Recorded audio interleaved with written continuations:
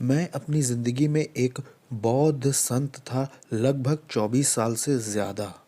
लड़का होने पर मेरे माँ-बाप मेरा पालन-पोषण नहीं कर पा रहे थे, इसलिए उन्होंने मुझे एक मठ में भेज दिया। मुझे सिर्फ़ इसी ज़िंदगी के बारे में पता था। एक सुबह जब मैं अपने भिक्षा पात्रों को लेकर जा रहा था, मुझे लगता है मैं ज़्यादा ध्यान नहीं दे रहा था क्योंकि एक कार के सामने बढ़ गया। It hit me. इसने मुझे बहुत कस के टक्कर मार दी और मैं सड़क पर पड़ा रहा।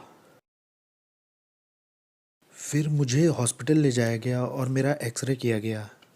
उन्होंने मुझसे कहा कि हमें तुम्हारा पैर काटना पड़ेगा। เกรงว่าทางเรา ये ต้อง टूट ตัด चुका พี่ है นะ और ครับ हम इसके बारे में अब कुछ नहीं कर सकते। เพราะว่าอาการของหลวงพี่รุนแรงมาก และเราเองก็ไม่สามารถที่จะรักษาให้หายดีได้ ผมไปก่อนนะครับ उन्होंने मुझे अकेला छोड़ दिया और मैं बुद्धा पर ध्यान लगाने की कोशिश करने लगा, लेकिन नहीं कर पाया।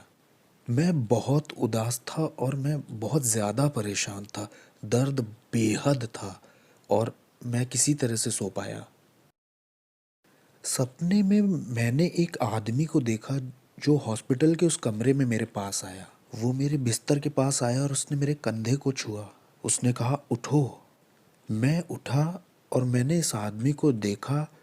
उसने मुझसे कहा कि डरो मत, वो तुम्हारा पैर नहीं काटेंगे, मैं तुम्हें चंगा करूँगा। और ये आदमी मुड़ा और जाने लगा, लेकिन दरवाजे के पास जाकर के ये फिर रुका और मेरी तरफ दोबारा मुड़कर बोला, मेरा नाम यीशु है। मैंने ये नाम पहले कभी नहीं सुना था। मुझे मालूम ही नहीं था कि यीशु कौन था। मैं दोबारा सो गया।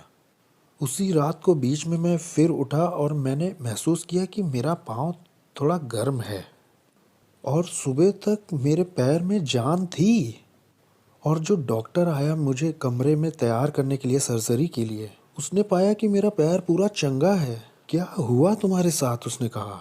और मैंने उसे उस व्यक्ति के बारे में बताया जो रात में मेरे कमरे में आया था। मैंने कहा उसका नाम यीशु था, उसी ने मुझे चंगा किया है। और डॉक्टर ने भी ये नाम पहले कभी नहीं सुना था।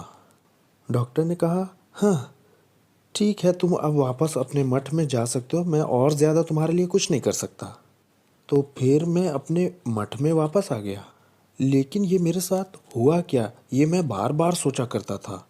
और 2 हफ्ते बाद जब मैं अपने भिक्षा पात्रों को लेकर के फिर से जा रहा था लोगों के पास दान और भिक्षा ग्रहण करने के लिए, 2 लोग मेरे पास चलकर आए। उनमें से जो आदमी था वो बोला, उसने कहा, मैं आपको जीवित परमेश्वर की कहानी सुनाना चाहता हूँ। मुझे नहीं मालूम था वो क्या कह रहा है, जीवित परमेश्वर। मैंने कहा, परमेश्वर क्या? वो मुझे जीवित परमेश्वर के बारे में बता रहा था, लेकिन मैं ज़्यादा इच्छुक नहीं था। उसने कहा कि इस जीवित परमेश्वर का एक बेटा है, उसका नाम यीशु है। यीशु, मैंने सुना और मैं रुक गया। मैंने कहा, तुमने किसको बोला? उसने कहा, हाँ यीशु। और तब उन्होंने मुझे वो पूरी बात बताई जो यीशु के बारे में थी और जो कुछ उसने मेरे लिए किया है वो भी। मैंने कहा, मैं इस यीशु के पीछे चलना चाहता हूँ, उसी ने मुझे चंगा किया था। मैं यीशु का चेला होना चाहता हूँ।